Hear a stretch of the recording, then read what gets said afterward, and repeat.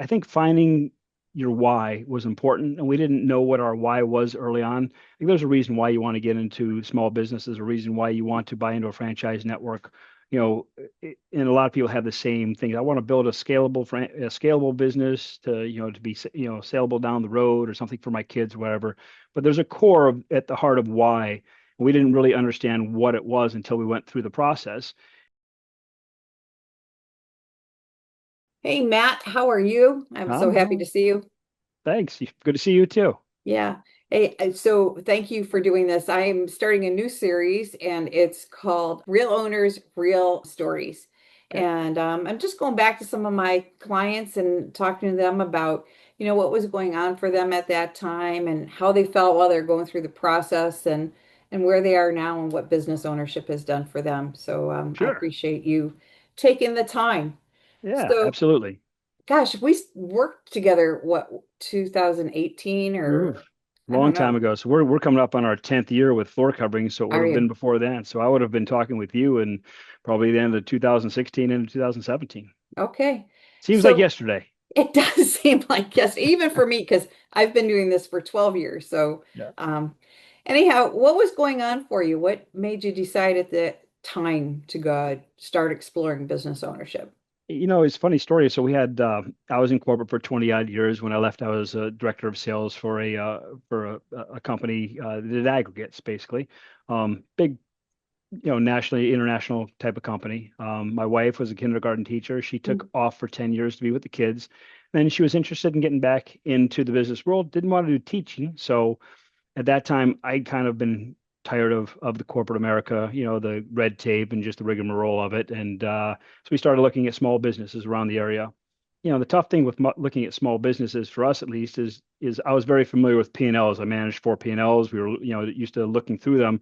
And then you go look at a local small business and their P&Ls on a scratch pad on the back of a notebook and trying to make heads or tails of something. We were becoming frustrated, and just by happenstance at a fundraiser party, a friend of mine introduced me to his buddy who had gone through a franchise broker and helped him find a franchise. And he had opened a science franchise and Mhm. liked it and liked the entire experience. And so recommended you. And that's how we found you. Yeah, well, that was nice. I actually need to catch up with him too. I haven't Yeah, talked to him. He was my very first client, to be that's honest. funny. That's funny. Yeah. So, I mean, you explained a little bit about it, but why did franchising appeal to you as opposed to starting something from scratch? I like coaching. We're a big sports family, and it's part of what I like is building a team. And franchise, it's like small business is a small team, right? But Mhm. we're also part of a bigger team, and that's what I like about the franchising is, we're part of a franchise now that has over 325 members. And it's kind of like a big extended family. We can share Yeah. best practices. We had a meeting earlier today with our the accelerated group that's doing, we call them the $10 million group. And we share best practices. We share P&Ls. We talk about business on a daily basis. I just talked to somebody right before this, and that I'm getting together with that has been in business for 30 odd years, and so it's kind of like this built-in network. And I learn things every day from not only people that have been in business for 30 years, but others who have been in business for 1 year, but they figured something out. So being part of that team and having that mentality, and then the sharing of best practices and being able to see what works and what doesn't work, it's something that really appealed to us. Yeah. So tell me a little bit about Floor Coverings International and what do you guys do? Sure. So we are part of First Service Brands. So we have sister companies like CertaPro Painters, California Closets, Paul Davis Restoration, Pillar to Post. And as that kind of home improvement sector, Floor Coverings International specializes in bringing the floor to your door. So we're an in-home flooring company. We strive to give the best customer service, strive to be the best in-home flooring experience in America. I think we do that very, very well. We've got a lot of good five-star reviews across the Yes. across the country. We're proud to have a five-star review with over 850, I think, reviews now between our two locations.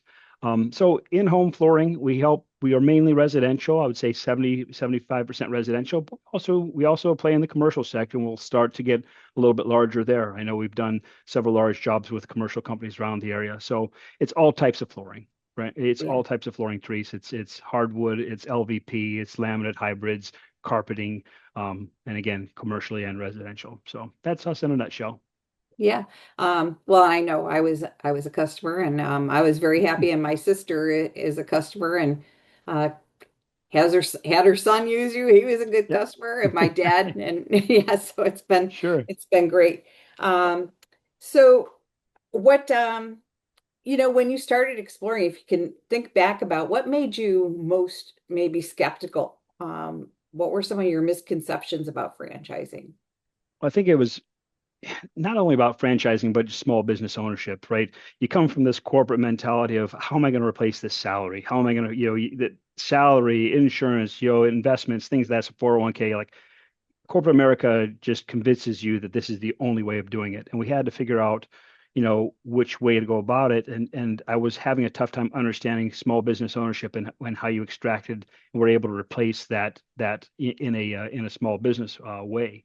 The franchise model really helped us because we are not big risk takers. We're not big, take huge swings. So it kind of mitigates the chances of not making it. Small business is tough, right? Any type of business opening it is tough. And I feel like franchising gives you that extra leg or that extra kind of advantage in order to grow quicker, and to make it. Now, obviously, we're celebrating our 10th year here, so we've kind of made it to that point, and that's why we liked it. It's been a great thing for us, but we were fearful of small business and the failure rates of small business, and the franchising part of it really helped us ease those worries and concerns. Yeah, so when you were doing your due diligence, I'm just curious, I think a lot of times people think that buying a franchise is buying a job. Mhm. And I try, to explain, of course, people think I'm trying to sell them something. Sure. But I mean, would you say that that's been your experience? Have you bought yourself a job? So I think it depends on the owner, quite honestly. And I've seen, obviously like I said, we have 325 to 350 nationwide. What I'll say is not all small business owners, not all franchisees are the same. They're not all Right. equal, just as people aren't. So I think there are people who come in and they can't get out of their own way and they become, business owners just by name only, but they really bought themselves a job. The vast majority, though, are not that way. We have a team of 7 employees. We This is not a job. This is a business. We have people that do the work for us, and depends on what you want out of it. If you're going to get into this and be so hands-on with everything and not be able to delegate, not be able to trust others, not be able to build a team, and then Mm, then you bought a job. But if you come into this, develop a team, you develop people and trust others to do it and delegate, then you can have a business. But that is completely up to you, and that is not up to the franchisor or anybody else, quite honestly. yeah. One of the things that I like about you, well, a lot of things, but I mean, one of the things that is that you also have become a leader in the franchise organization. You've said I want to be successful, and as you said, you're a team leader, team builder, and Mhm. I think you've really come in there and helped. Not that floor coverings was bad before, but you've helped level up, right? Sure. You've helped build teams there of people who want to grow. Is Yeah, I that think it's very important. Again, a big team builder, big, coach is the coach in me, I guess. I want everybody to succeed. Like I want to be out there and help others to succeed. So selfishly for us, for my wife and I who own this together, selfishly for us, the more successful franchisees there are of Floor Coverings International nationwide, the quicker the brand grows, the more respected the brand is, and the more value I can get out of my business whenever it is that we want to sell it. But truthfully, at the heart of why we wanted to get into business is to be able to give back as well. To have a lifestyle business, to build a business, and then to be philanthropic. My wife loves to give back to the community all the time. When I'm out and about, I hear people will stop me at dinner and be like, "Oh, thanks so much for donating to this." I don't even know half of what we're donating. I have no idea what it's for, but I know our name's out there. yeah, And I like to do it within the franchise organization. And I saw some gaps because quite honestly, in a franchise organization, you're going to have some folks who get into it and maybe they were scorned in their corporate life and now they get into this and they're going through some struggles and they have a tough time trusting the corporate team, right? Because they see them as big bad corporate because that's the perception they have from their past experiences. So we, as some of the franchisees within floor coverings, we hold town halls or we'll hold happy hours where it's just a Zoom call with everybody. It started back in COVID when we couldn't get together, but we hold these like round tables virtually or in person and just try to help out others. We're all going through struggles, right? It's a small business ownership. The more that we can network and get to know, and again, that get back to the best practices, the better we are for it. And yeah, I think that it's better for the system, and it's fulfilling for us. Like Tracy loves it. I love giving back. I love sharing our experiences, sharing how we've gotten to where we are, Mhm. um, to help others be successful. So yeah. Yeah, you just had uh, a big philanthropic thing with giving $10,000 to a vet, right? Yeah, we did. Um, That was neat. how did that go? I didn't see anywhere where the Yeah. guy who won, or I don't know, maybe he didn't want to be on camera, or No, we have it actually. The big reveal is coming up here soon. So okay, yes, we did. We had many applications. What it was to kind of correlate to coincide with the 250th anniversary of America. We gave back. Yeah, it's truly a $10,000 floor to a deserving veteran. Many applications came through. Many nominations came through. And boy, I'll tell you, it was funny because we all called him, and he's an older gentleman, and we call him and then we call him again. We're trying to do the reveal and he's not answering his phone until we finally had to leave him a message because, of course, he thinks we're just solicitors. So we leave him a message and he called us back when we were all around a table, us and some of the other neighboring franchisees around us. And he called. He's so excited, so excited. We talked to his wife. They're like, I can't believe this. I've never won uh, anything. And so, yeah, it was a really neat thing. And to be able to give back like that to those that are deserving, they've been living on their floors that they've had forever and a day, and just never had the means to improve them, and to be able to give back like that is really special and really neat. yeah, well, I love that. It seems to me many people that I work with in corporate, that is one of the biggest things. They want to make an impact in their community, whether it's Yeah. through giving out dollars, whether it's through the service that their business gives, Hmm. or volunteering, having the time to volunteer. And Sure. I enjoy seeing that. I think that maybe sometimes when I know you gave back a lot even when you worked for corporate, but I think sometimes when people are working for corporate, they run out of the time Yeah. in the day to And to it's give back. different. It's different too in corporate. I mean, you're giving back, and it just feels different. It feels very staged. It feels very much about, look at us, the corporate team, look at how good we are and how philanthropic we are. Where we don't do that. We like to give back because we like to give back, Yeah, and it can be something really small or something grand like we did with the veteran. So it's yeah, it's really neat. And the other part of it, quite honestly, and Tracy and I enjoy is we love having a team. I love having employees and then installers and people who rely on our business for livelihood. Like we love yeah, the fact of being able to give them a great lifestyle for their families to where they're able to spend time with their families and they're able to make the life that they want to out of a business that we started. It's a yeah, very fulfilling type of thing. yeah, very rewarding. Yeah. Um, so back to the skeptical question, what kind of helped you be able to move through that? Um, Well, I tell this story oftentimes. It's kind of funny that I've been in sales for a long time, right? And that all the way through my career. And I say all the time that the toughest sale that I ever made was selling my wife to do this because she did not want to do this. She wanted to go back and do her little safe thing. I wanted to send me back to corporate America.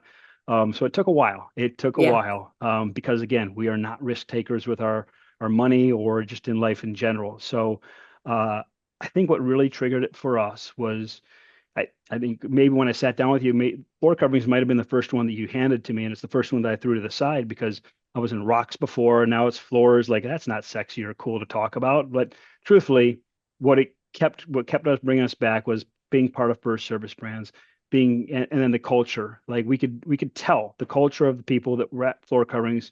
There are people like yeah, that's who we want to be around, and that's really what finally helped get Tracy to turn a little bit and say, okay, you know what, I don't know why I trust these people, but I feel like I should. I feel like I do. So mhm, that was the big piece of it. And knowing that we had the security of the other owners around us, and we weren't going to be doing this on our own and just trying to start a business willy-nilly, having that support was really important.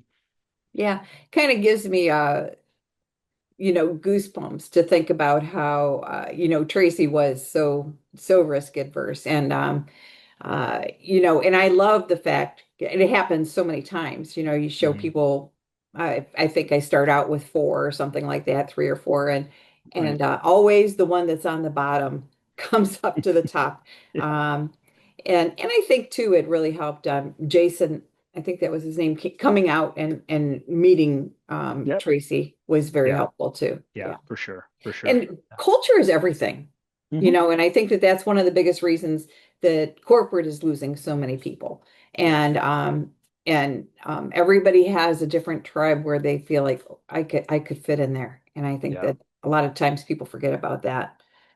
Tracy Um, has a sign in her office that it is derived from a feeling that I had. I remember being in corporate America, and it's a Sunday night. We're having dinner with the family, and then after dinner, I would just get this pit in my stomach, right? Like, oh mm, man, I have to go to work tomorrow. Like, and it was just a weird feeling I had never had before.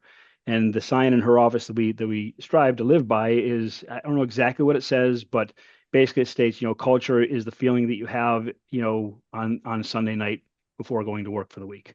And if you have a good culture, you're not going to have that pit in your stomach. You're not going to dread going to work if you have a good culture. You're actually going to enjoy going to work and being around the people that you're around.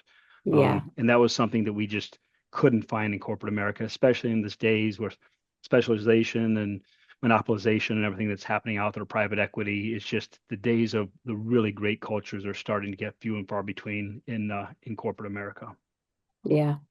So what would you say I did to help you through also some of your, um, I don't know, I don't want to say fear, but Sure. to work you through that, risk. You can say fear. It was fear. We were we were fearful. I mean, you helped us understand um, kind of being able to move from corporate America to the business owner, right? I'm not trying to replace this salary. I'm trying to replace what our living expenses were. I'm trying to increase that and kind of having an understanding of that. You're patient. You weren't pushy. That was very important. I think that if you had come across, if you had been pushy, then Tracy would have shut down immediately, and I'd be working in some corporate job somewhere unhappy. So those two things, and you listened. It's tough to have people who listen. I think there's a lot of times people will hear you, right, but they won't listen to you. And you did a good job of listening to what we were really after, and then fitting us with the right prospects on the franchise side that fit with what we were looking for. Yeah. Yeah. Thanks. I Yeah, for me, there's nothing more rewarding than watching, my clients really change their lives for the yeah, better. And yeah, not that, I mean, he had a pretty great life before. There was nothing wrong with it, sure, except for you probably could not have coached your son all the way through right, if you were working for corporate America. And I right. know that that was important. And Tracy had the opportunity to work with the cheerleaders with your Yeah, daughter, right? yeah. So, It was a lot of fun. Yeah, I was able to be a head coach for his junior high years. And then funny, we talk about the growth of our business, and our growth of our business went up, up, up, and then we kind of plateaued a little bit and then started going up again. And oftentimes we're asked, well, why did you plateau? Well, we plateaued because that was when our daughter was finishing college, our son was finishing high school, and we just were at a happy place. And we wanted to be able to just enjoy that time in our lives and just soak it in because we knew it would be gone before you know it. And having a business, it allows you to do that. I don't have a board of directors hounding me. I don't have, all these different types of things that are pushing you, pushing you, pushing you. It's mm, you go at your own pace, and that's something that I think is forgotten about oftentimes for small business owners. You can go at your own pace. You don't have to rule the world. yeah, well, and what I like that I heard you say, I think, Mm-hmm. is that um, you work hard. And Mm-hmm. then you got to a point where, two major events are happening in my family. I'm not gonna stop, but I'm just gonna kind of stop here and enjoy life and going Mm-hmm. through those experiences with them. And but the thing that you did is you didn't stay there. And I think that sometimes Yeah, that's what happens with some business owners is they forget to get off that enjoyment wheel and get yeah, back to doing what they need to do. yeah, yeah. You need to grow. I mean, it's just the economy, right? You have to have some growth. this is what it is. So yeah, press and pause is fine as long as you find a good place, but you definitely have to be growth oriented. And Mhm. it worked out for us, and we're jumping up again. And we just acquired a second territory right adjacent to us, and really starting to take this thing to another level. Okay, which one did you take? So we own Strongsville now. So we have a business, we have an office here in Stowe, as we always have. We're Mhm. looking to find a new building, and that was part of our growth plan. And then we're going to Strongsville. We have a little location in Strongsville as well. Oh, excellent. Very Yeah, good. we reach all the way up from Lakewood, all the way down to Medina, east to Youngstown, and then we can go as far north on the east side as Twinsburg, and then kind of up that corridor to Valley City or Valley View and things of that sort. So it's a funky big L basically, Yeah, upside you or guys, sideways L. yeah, you guys got big. Yeah, yeah. Huh. That's what happens Um, when you do well and you grow, then you take it on, right? exactly, exactly. And you've built a good team to help you do that. Yeah, definitely. Uh, Couldn't do it without them. so what were some of the misconceptions, not misconceptions, but things that you found were um, surprises, when you were exploring franchise opportunities? What were some of the surprises? So when I was exploring franchise opportunities or while in a franchise, Just when you were looking at the opportunities, what were some of the surprises? I think that, sometimes you always, I think finding your why was important, and we didn't know what our why was early on. I think there's a reason why you want to get into small businesses, a reason why you want to buy into a franchise network. And a lot of people have the same thing. I want to build a scalable business to be, saleable down the road or something for my kids, or whatever. But there's a core at the heart of why. We didn't really understand what it was until we went through the process. And there were certain models that were out there, small businesses or franchises that just didn't fit with what our core beliefs were, what we wanted out of this. I think that there were some other viable opportunities that came to us that we probably would have been successful at. We just wouldn't have been as happy as we are. So I think that was a little bit of a surprise because you figure they're all the same. You figure they're all going to support you the same way and things of that sort. But really, it was a matter of for us finding that one culture fit for what we were looking for. Yeah, I mean, they're all different, right? They're all Yeah. different. They all have their own flavor, and there's one out there for everybody. You just have to go find the one that fits for you best. Yeah, exactly. So if you were going to talk to somebody, I know you actually talk to a lot of people thinking about buying floor coverings. Sure. So what kind of advice do you give to people, whether it's floor coverings or they're looking at another franchise, whatever? What kind of advice would you give to somebody? But back to what I was saying before, the tough part is if you can't just replace a paycheck, right? I mean, that's why you're trying to do this is to replace a paycheck. Then yeah, you're just buying a job basically, and at that point, what you need for your livelihood, to live on. We had two kids in private school at the time, and this was it for us. So I need to replace not that corporate paycheck, but take out your taxes. Now there's certain things that you obviously are going to run through the business because you're going to have a vehicle. You're going to have some rent or cell phones. There's a lot of expenses that you run through the business naturally because it is a business expense. So after you take all that out and account for it, then that gap is much smaller. What you need to make isn't this grand exorbitant salary, because Mhm. small business is a lot different. So you need to look at it differently. You need to understand it differently. And I talk to them a lot about that because I think people are so hung up on that and health insurance for some reason, right? 401k Yes. health insurance. People are so stuck on it. And finally, Tracy and I, and we had, two kids. You said the cheerleader and the football player, and we went And to a injuries. couple, yeah, and injuries, and we went to our friends who had owned small businesses for a long time, and it was like, well, so what do you guys do for insurance? Because the perception is, oh my God, there's nothing available, or you're going to pay. There's so much there's so much good insurance available for small business owners, and for us to have that perception that the only way to get good insurance is through a corporate world is just so archaic in thinking. But that's what you're sold, and so that's what you believe. So a lot of those things you just have to kind of get out of your own way. And yeah, I think I mean we've been able to make it through it, and I think that others, once they kind of settle back and look at what they're really looking to replace and going after, it's not that big of a decision. Yeah. And so how would you say business ownership has changed you personally and professionally? It's been cool going through it through the years. I mean, it's really neat. I mentioned my daughter, Maddie, to you earlier. She owns, now she's 25, I've moved down to Charlotte and owns her own little social media marketing company. She does business, on site with another company too. But seeing the kids, grow up through this with us and see us achieve some of these things that are over my shoulder over here when we were able to be franchised of the year a couple times and having them experience something mom and dad, bought something that was nothing and built it into what it is. So hard work pays off. That's something that you can tell your kids, but if you teach them through actions, it's a whole different animal. So that's that's been very, very big, been very rewarding for our family. I think seeing Tracy, who had no formal business education at all, she scholastically way, way better than I could ever dream of being. I think she had one B all the way through her master's, but she, it was in early education and she went in psychology and she wanted to be a teacher, and that's what she did. So coming into this, and taking on business ownership, and it was very daunting for her. She took on all the books, the QuickBooks and things of that sort.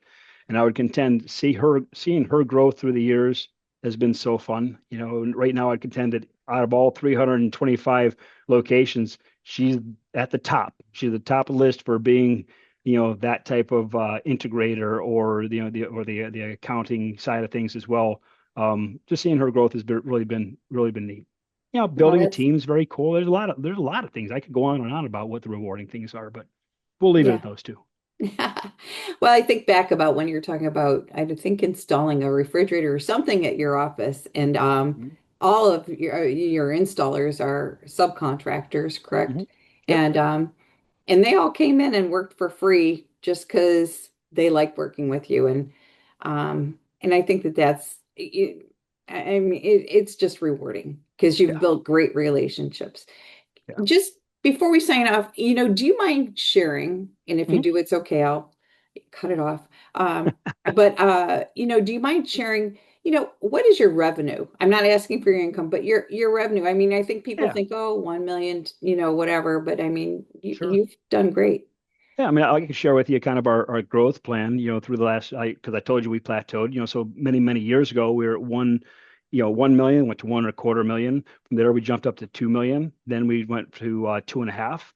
We stayed at 2.5, 2.5, 2.5, and 2.6 million. Then last year, we jumped up to a little over 3 million. This year, we're on track to do 4.3 or 4.4. So that's our revenue line. And, we have plans to get to 7. And, it depends on how that goes, whether we go any further than 7. But if we can get to 7, that would be fun. So I Yeah. I could say 10, but I've got Tracy just walked in the room and she would look over at me and just give me that, shaking of the head. But I got that at 2 million. So we'll just we'll Yeah. just wait for that time. You just do what you got to do. Hey, well, thank you so much for helping me, just try to hopefully put some people at ease and erase Sure. some of those misconceptions. I appreciate it. I appreciate your friendship and all that you have done for the franchising community. So thanks. Yeah. And we appreciate you. We do, and helping us find, the best fit for us, because it's been very rewarding and a very good life for us. So we appreciate you. Thanks a lot. All All right. right. I'll talk to you soon. Sounds good. Thanks so much. Bye-bye.